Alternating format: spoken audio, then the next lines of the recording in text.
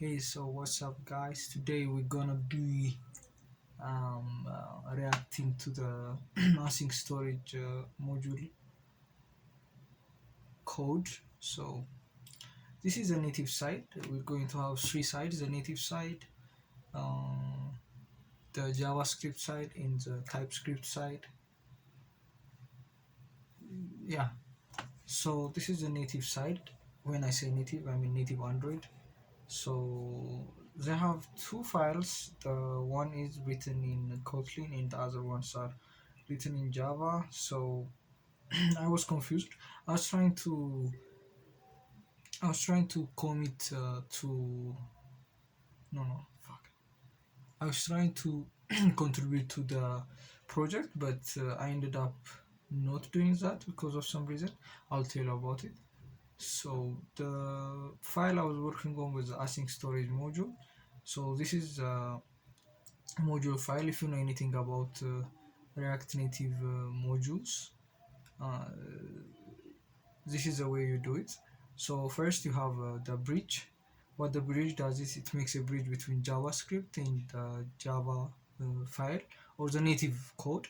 So in this case they have a bridge for arguments, bridge for callbacks, literally bridge for everything, but the main thing is right here, bridge for React methods. So what this does is you can create a method by adding an override annotation with a React method, and then whatever is written under this, the function can be accessed within the JavaScript, within the React Native modules um, module. So for example, this is a multigate function. If you have used React Native async storage, maybe you have used it once. Maybe you probably have used this. Instead of using the multigate, we can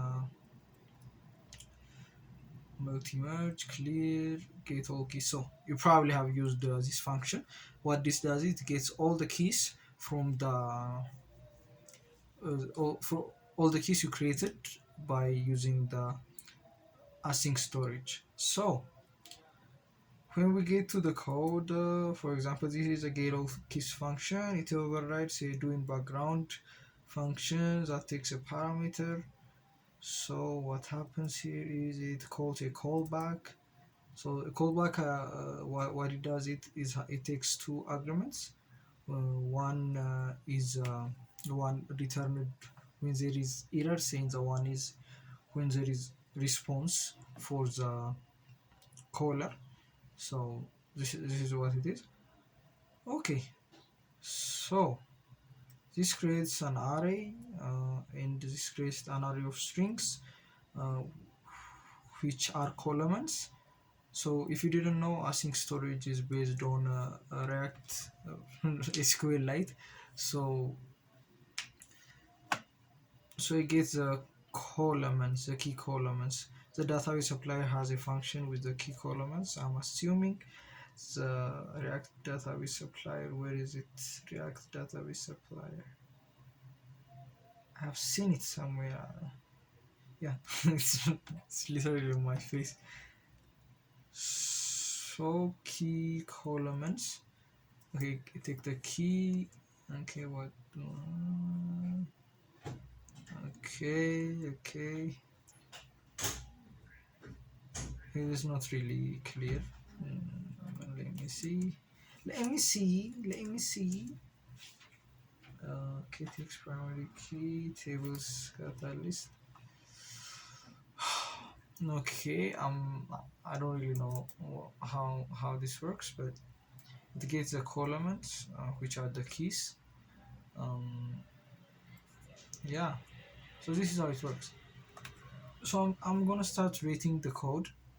First, I would like to deduct 1 point, because they use SQLite, but I don't think people would use async storage as they would use SQLite, because SQLite is a bit complex, and it's light. It's true, it's light, but I would rather use shared preference, to be honest.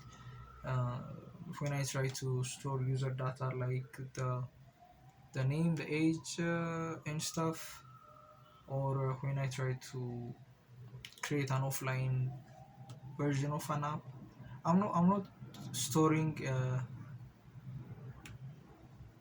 a table content. I'm storing a JSON content.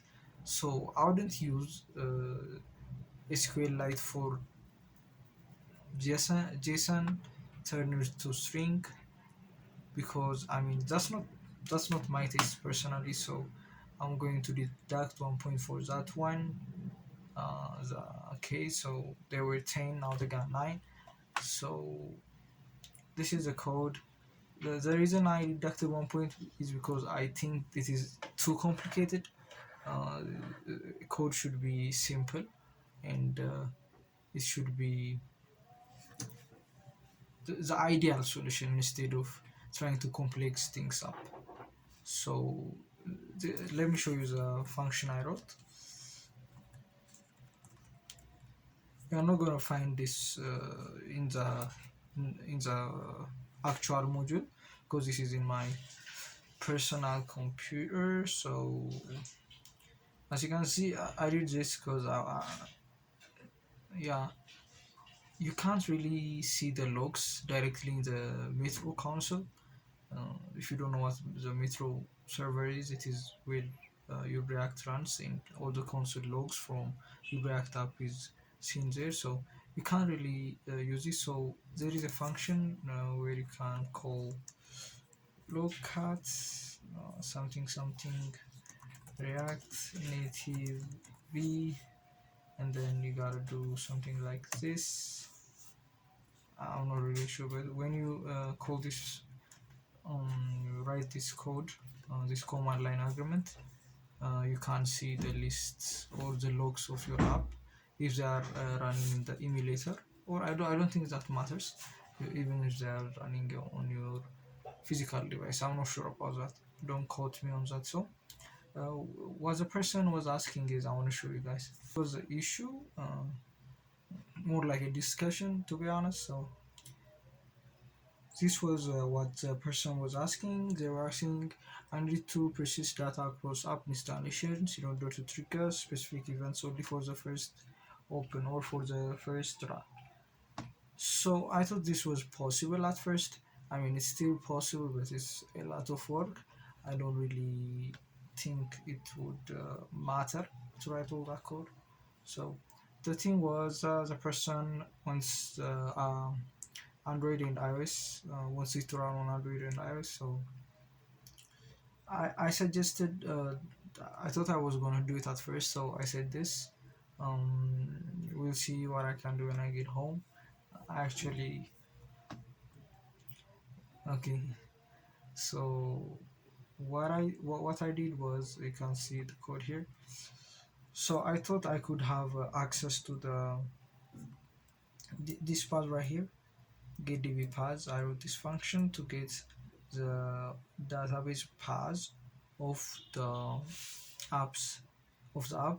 So this is a package name which the user can give through JavaScript or Typescript, and I can get the data.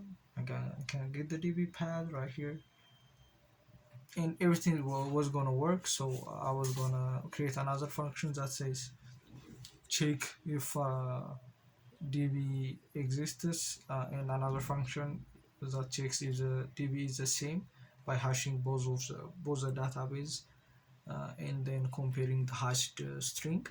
So that was a plan, but as I was making all this, I realized the code was not working. So I dug a little deeper, and apparently you can't access this URI because you need root access to access this specific path. So all my plan was lost. So I suggested shade preference, because you can easily write this in your manifest file, and voila, you can make things a little bit easier for yourself. because if you add this line in your manifest file, you can easily persist data between installs and uninstalls. But I read somewhere that it has some kind of vulnerability issues where you can take the APK file and decompress it and something like that. So you should not use it if you don't know what you're doing. So basically, it was easy. The code was very much easy to read because it didn't take me long to add my own function to the entire thing. So you can write, you can contribute to the code easily. Yeah, overall the code is clean and to the point. So I'm not gonna deduct any points there. But the point I'm going to deduct is they are not using Java anymore. I mean, the code is over here, but it's not being used for some reason. I added this function, the backup function, but it didn't work. But when I add it to the Kotlin file, uh, it started working. So I'm assuming they stopped using Java. They also stopped using JavaScript and started using Typescript. I don't know what's wrong with them. But, I mean, it's a good choice. So here is the backup file. So I have never written Kotlin before, so I was googling and stuff, writing some stuff, but apparently I could have just done this, and it would have worked fine. For example, I'm just gonna copy this and I'm just gonna get over here and paste it, and then it automatically turns it to Kotlin code. Now, yeah, that was my reaction as well. So I'm just gonna ignore all this here. I copied. Okay. So yes, the native side overall is clean. I would say even better than the TypeScript file. I mean, you can't really make TypeScript look good. It is good though. So get all the keys. Voila. The Kotlin side is a little bit cleaner than the Java side. So the naming and everything looks good, cool. So I don't mind. I'm giving the native side a 9. Only one deduction. So let's go to the TypeScript file, and we can also see some stuff over here. Okay, this is native code as well. Okay, this is a JavaScript. This is where they imported the native module, and assigned it to this RTC async-storage variable, and then it takes the RNC async-storage module, which is created in the native file. You can't find it there. So it has all these files. The first one is async-storage native. So this is for the native Android. If you didn't know, async-storage works on Windows, iOS, Apple, and everywhere. So yeah. So get items. It takes a key and a callback. Yeah. So get items is a wrapper around the actual native function, which is directly fetched from the bridge, which is RTC async storage. So RTC multigate, it takes the key and then it takes a callback. You can write any function here, so it's a callback. You can get the callback and do anything you want with it. So yeah, that's pretty cool. I tried implementing my function here. So yeah, the I wrapped it around with a backup DB. So this is bad code. This is my code, my bad. So yeah, everything looks clean. Um, it has types on its own folder. I mean, it's TypeScript, so it's extremely type heavy. Export type, async-storage hooks. These are the hooks.